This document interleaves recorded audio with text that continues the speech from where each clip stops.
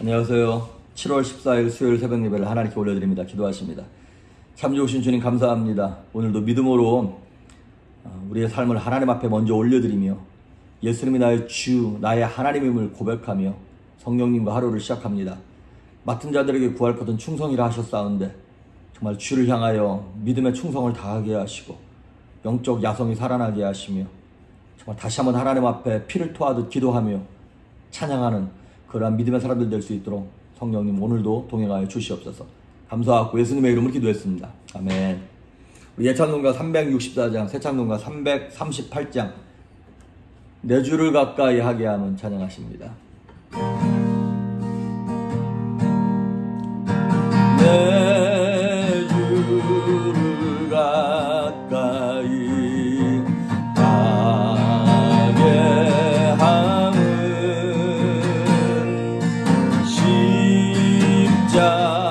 십자가님 같은 고생이란 내 일생 동안은 늘 찬송하면서 주께로 나가기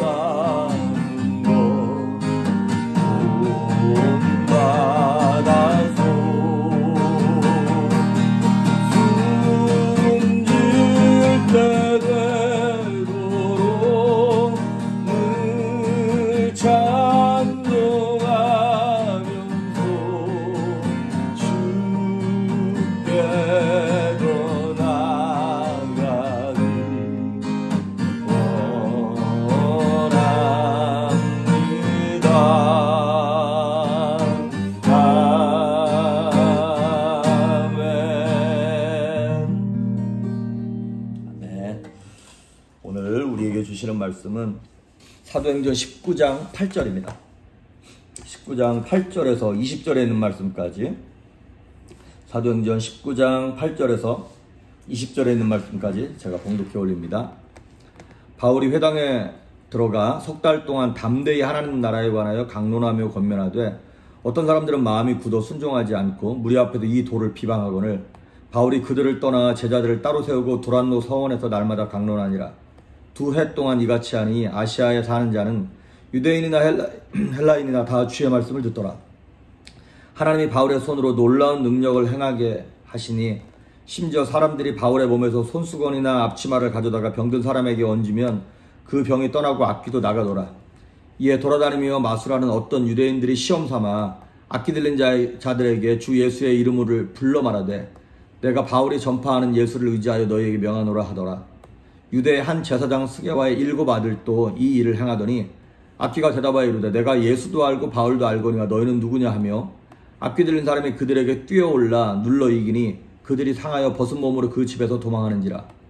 에베소에 사는 유대인과 헬라인들이 다 이 일을 알고 두려워하며 주 예수의 이름을 높이고 믿은 사람들이 많이 와서 자복하여 행한 일을 알리며 또 마술을 행하던 많은 사람이 그 책을 모아가지고 와서 모든 사람 앞에도 불사르니 그 책값을 계산한 즉 은 5만이나 되더라.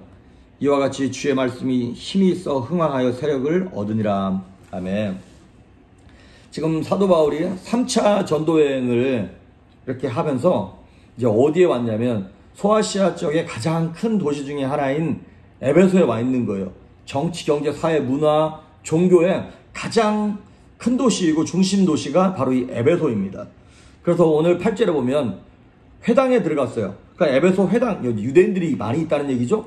회당에 들어가서 3달 동안이나 3달이나 하나님의 말씀을 거기서 전했어요. 근데 거기서 말씀을 전하다가 9절에 보니까 어떤 사람들은 마음이 굳어 순종하지 않고 무리 앞에서 이 도를 비방하거늘 바울이 그들을 떠났어요. 자, 회당에서 전하면 누구만 그 말씀을 들을 수 있는 겁니까? 유대인들만 듣는 거예요. 근데 유대인들이 자꾸 막 그걸 거부하고 핍박하니까 사도 바울이 거기서 이제 나왔어요. 그래서 어디로 가냐면 9절 뒷부분에 보니까 그들을 떠나 제자들을 따로 세우고 두란노 서원에서 날마다 강론하니라. 두란노 서원이라고 한 우리가 이제 한국에 이렇게 두란노 서원이라고 그 출판사가 있지 않습니까? 기독교 출판사. 근데 여기서 말하는 두란노 서원은 그 지역의 대학 같은 거예요. 대학.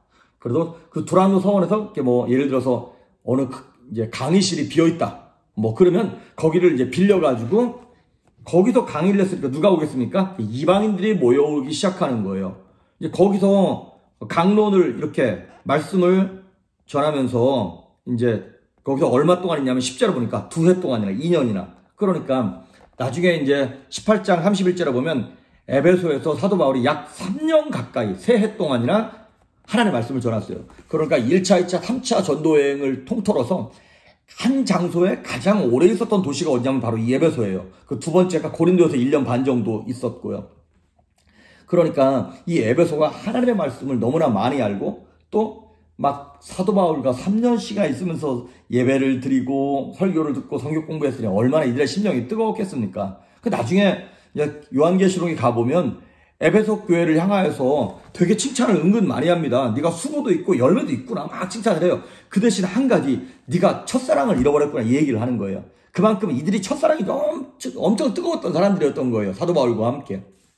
그래서 3년 동안이나 이제 복음을 이방인들에게 헬라인들에게 이제 두란노 서원에서 전했던 것이죠. 그런데 참 10절에 보면 아주 놀라운 말씀이 있어요. 이렇게 나와 있어요. 2해 동안이나 이렇게 이같이 하니 아시아에 사는 자들, 그거는 터키 지역을 얘기하는 거겠죠. 그 소아시아 지역. 아시아에 사는 자는 유대인이나 헬라인이나 다 주의 말씀을 듣더라. 여러분 여기서 말하는 다는 그냥 한 사람도 빠짐없이 다 뭐 복음을 전했다 뭐 이런 얘기는 아니겠죠. 그러니까 약간 뭉뚱그려서 이거예요. 큰 도시들마다 제 생각에는 사도 바울이 에베소에 있으면서 거기를 기점으로 해서 여기도 갔다가 다시 에베소로 돌아오고 여기도 갔다 며칠 동안 이렇게 막 복음을 전했던 것 같아요. 그리고 에베소에서 훈련했던 제자들을 아시아 전역에 파송함으로 아시아에 있는 큰 도시들은 그래도 어느 정도 사도 바울이 전하는 복음을 다 들었다는 것이죠. 그러니까 여러분 이게 얼마나 열매가 어떤지는 모르겠습니다만은 사도 바울의 그 열정, 사도 바울의 말씀을 향한 순종, 이게 얼마나 대단한가를 알 수 있습니다. 저는 정말 제가 나이가 들면서 하나님 앞에서 간구하고 기도하는 것 중에 하나가 무엇이냐면 이거예요. 하나님, 영적인 열심과 야성을 잃어버리지 않도록 도와주십시오. 제가 30대 때, 40대 때, 특히 이제 젊은이들을 향하여 마음에 품고 막 했던 것들을 제가 그 열심, 그 열정, 내가 지금도 젊은이들만 하겠어. 이게 아니라 그 열정 그대로 젊은이들한테 하든 아니면 뭐 기성세대한테 하든 그 열정을 잃어버리지 않았으면 좋겠거든요. 그런데 어느 순간인가 우리도 교회 개척한 지 9년이 넘어가고 10년 가까이 돼가고 어느 정도 성도님들이 계시고 그러면서 저도 이제 나이가 점점 들어가니까 몸이 예전 같지 않은 거잖아요. 그러면서 내게 있는 그 주의 말씀과 영혼들을 향한 열정과 열심과 뜨거움과 막 이것이 불타던 것들이 이게 사그러들까봐 그게 사실 제일 걱정이에요. 근데 아직 하나님 내가 내 인생이 마무리 짓기까지 10년짜리 두 토막 남았습니다. 이 두 토막 온전히 그냥 장작처럼 싹 다 태워드릴 수 있도록 성령의 뜨거움과 열정을 내게 허락하십시오라고 하는 그 간절함이 제일 열심히 하는 기도 중에 하나예요. 그래서 제가 늘 기도하는 게 그거였다 그랬잖아요. 하나님 신명나게 일하게 해주십시오. 우리 무당이 굿할 때 신명나게 굿한다 그러잖아요. 아니 세상에 있는 귀신을 섬기는 자들도 그렇게 열심으로 신명나게 귀신의 힘을 입어서 하는데 하나님 우리는 성령의 능력을 힘입어서 일하는 자들 아닙니까? 나이가 들었다고 뭐 몸이 연약해졌다고 뭐 내가 좀 먹고 살만하다고 주를 향한 하나님의 나라를 향한 영혼을 향한 열정과 복음에 대한 그 야성이 사라지지 않아야 하는데 어느 순간인가 우리가 그냥 세상에 오염되어지고 타협하다 보니까 그냥 죽어버린 겉으로만 살아있는 모습이 아닌지요. 저는 이 사도 바울의 모습을 보면서 얼마나 열심으로 담대하게 많이 돌아다녔으면 아시아에 사는 유대인이나 헬라인은 다 주의 말씀을 들었다고 이렇게 담대하게 고백을 할까. 정말 이 열심이 저뿐만 아니라 우리 성도님들 모두에게 있기를 바랍니다.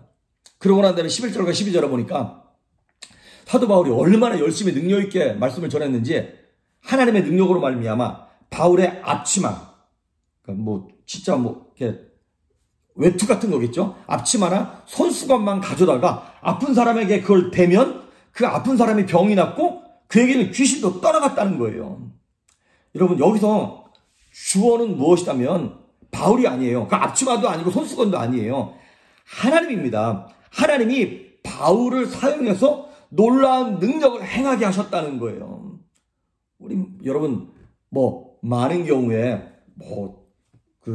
이스라엘이나 이런 데 가면 이거 예수님이 졌던 십자가 이거 조각내가지고 이걸 파는 거라고 이런 거 있잖아요. 아니면 천주교에서 이거 성인의 무슨 옷 같은 거 이거를 이렇게 판다 그러고 그 다음에 성인의 동상을 만지면 어쩌고 능력이 임하고 그거 다 엉터리인 거 아시죠 여러분? 하나님의 능력, 하나님의 임재, 성령의 존재 자체가 주어고 능력이고 권세인 거지 우리는 다 뭐예요? 통로고 도구입니다. 하나님 쓰시는 도구이고 툴인 것이죠. 여러분 베드로가 지나갈 때 베드로의 그림자만 덮여도 병이 낫다 그랬어요. 사도행전 앞부분에 보면. 그러면 베드로 자체가 능력 있는 겁니까? 아닙니다. 그를 사용하시는 하나님이 능력 있는 것입니다. 하나님은요 아무리 하찮은 것을 사용해서라도 아무리 부족한 사람을 사용해서라도 능력 있게 역사하실 수 있습니다. 그러니까 우리는 어떤 존재라면 예수님이 예루살렘에 입성하셨을 때 타고 가셨던 나귀와 같은 존재들이에요. 예수님 예루살렘에 입성하셨을 때 많은 사람들이 호산나 그러면서 예수님을 영접하잖아요. 환호하면서. 그때 당나귀가 나를 영접하는구나 그렇게 생각하지 않았겠죠. 우린 나귀 같은 존재들이에요. 예수님의 능력이 내게 있고 구원이 내게 있고 성령이 임재하심과 동행하심이 내게 있기 때문에 내가 존귀한 자가 되었고 내가 복음을 전할 때 하나님의 영광이 드러나는 것 아니겠습니까? 이 좋은 육체도 그렇고 물질도 그렇고 은사도 그렇고 너무나 좋은 툴이에요. 그 좋은 통로를 가지고 깨끗하게 유지해서 하나님의 영광을 드러낼 수 있기를 바랍니다. 그런데 13절과 14절을 보니까 바울이 예수님의 이름으로 능력이 나타나고 귀신이 떠나고 그러니까 어떤 무당들이 마술하는 사람들이 시험 삼아서 예수님의 이름을 사용해 본 거예요. 그리고 거기 보니까 14절을 보니까 유대인의 한 제사장 스게와라고 하는 사람의 아들들이 7명이 있었어. 근데 얘네들이 바울 사도가 능력이 나타나고 귀신이 나가는 걸 보니까 부러웠어요. 그래서 이 마술하는 사람들과 제사장의 아들들이 시험 삼아서 바울이 얘기하는 예수의 이름으로 명한다. 귀신아 나가라. 그랬더니 무슨 사건이 일어났냐. 이 15절에 보니까 악귀가 이 귀신이 대답하여 이르되 내가 예수도 알고 바울도 알거니와 너희는 누구냐. 그러면서 16절에 이 귀신 들린 사람이 그들에게 뛰어올라서 눌러서 이기니 그들이 상하여 벗은 몸으로 도망갔다 그랬어요. 아니 스게와 아들은 7명인데 귀신 들린 사람은 한 사람이잖아요. 그런데 얼마나 이 귀신 들린 사람이 힘이 있었는지 옷을 싹 다 벗겨가지고 억압을 했던 모양이에요. 자, 여러분 이 마가복음 1장 24절을 보면 귀신이 예수님을 알아봤어요. 그리고 하나님의 거룩한 자라고 고백했어요. 귀신이. 사도행전 16장에도 보면 이 빌립보의 귀신 들린 여종이 사도 바울을 쫓아다니면서 이 사람들은 지극히 높으신 하나님의 종이라고 그렇게 알아봤어요. 무슨 얘기입니까? 귀신이 귀신처럼 알아요. 뭘 알아봅니까? 이 목사가, 이 집사가, 이 성도가 진짜인지 가짜인지를 너무나 잘 알고 있다는 거예요. 그러니까 여러분, 그럼 나 예수 믿은 지 얼마 안 됐는데 이거를 보는 게 아니라는 거예요. 즉 우리가 정말로 우리 어저께 말씀을 봤던 것처럼 성령이 임하심으로 내가 정말 예수님을 나의 주 나의 하나님으로 인정하고 고백하고 있는가, 이걸 하나님도 아시고 귀신들도 본다는 거예요. 내가 진짜인지 가짜인지, 진짜 크리스찬인지 가짜 크리스찬인지 알아보고 이 귀신이 덮쳤다는 거예요. 그래서 여러분, 우리 많은 경우에 예수의 이름으로 내 유익, 내 이익, 내 것만을 위해서 막 구하고 사용하는 사람들이 있습니다. 그런 사람들이 누구예요? 여기 지금 마술하는 사람들, 스게와의 7 아들이랑 똑같은 거예요. 예수님의 이름을 자신의 명예를 위하여 부적처럼 사용하는 거예요. 예수님의 이름을 무슨 아브라카다브라 이런 거 있잖아요. 그 주문처럼 사용하는 거예요. 그러면 귀신들이 귀신처럼 압니다. 그러면 오히려 공격받습니다. 여러분, 그러니까 이 영적 대결, 영적 세상은 능력 대결로 결판나는 거예요. 예수님을 오래 믿었냐, 이제 믿었냐, 이게 아니라 결국에는 순전한 믿음이냐, 그리고 거룩하냐. 그러니까 순전한 믿음과 거룩함, 이것이 있을 때에 내가 어제 예수 믿어도 예수의 이름으로 명령할 때 귀신이 떠나가는 거예요. 하지만 이 거룩함이 없을 때, 순전한 믿음이 없을 때, 성령의 인자하심이 없을 때 모태신앙인이라 할지라도 예수님의 이름을 사용할 수 없어요. 거기서 이름의 능력이 나타날 수 없다는 것입니다. 그래서 이 스게와 7 아들들이 그냥 도망갔어요. 그런데 그 사건으로 말미암아 17절 에베소에 사는 유대인과 헬라인들이 다 두려워했어요. 두려울 수밖에 없겠죠. 그리고 주 예수의 이름을 높이면서 하나님이 영광 받으셨다는 거예요. 그런데 19절에 보니까 마술을 행하던 많은 사람들이 이제 진짜 예수의 이름에 능력 있네. 이 바울 사도가 전하는 복음이 진짜인 거네. 저들이 말하는 예수님이 진짜 하나님이네 라는 걸 깨닫기 시작해서 자기들이 갖고 있는 책을 모두 모아가지고 불살라버렸어요. 그리고 예수를 믿었어요. 여기서 말하는 책은 그냥 일반적인 책을 얘기하는 것이 아니라 그들이 사용하는 그 마술할 때 사용하는 마술의 비법이 들어가 있는 책이에요. 그러니까 저들의 생계 수단이에요. 근데 그 책을 모아서 불태워버렸는데 그 책값을 계산했더니 은 5만이라 그랬어요. 이게 요즘 돈으로 보면 한 50억, 50만 불어치 되는 거예요. 여러분, 이게 진짜 변한 거죠. 마틴 루터가 그랬나요? 이 사람이 그랬어요. 지갑이 변해야 진짜 사람 변한 거라고. 내가 예수 믿는다 그러면서 물질만큼은 안 됩니다. 11조만큼은 안 됩니다. 이것만큼은 안 됩니다라고 막 하나님께 포기하지 못하는 사람이 있어요. 손해를 절대 감수하지 못하는 신앙인이 있어요. 그럼 온전히 구원받은 게 아니라는 거예요. 지갑이 온전히 변해야 물질의 부분에 있어서 손해를 감수할 각오가 돼 있어야 예수님을 온전히 믿는 거라고 하는 것이에요.